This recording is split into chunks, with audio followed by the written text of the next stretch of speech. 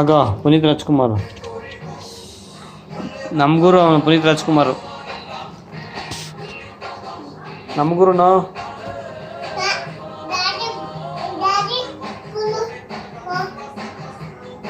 ನಮ್ಮ ಗುರು ನಮ್ಮ ಗುರು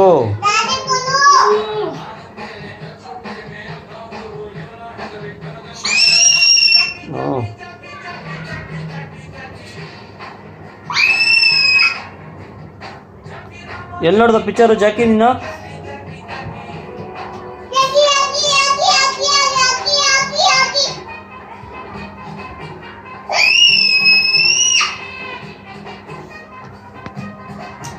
ನಮ್ಮ ಗುರು ಕಣ ಪುನೀತ್ ರಾಜ್ಕುಮಾರ್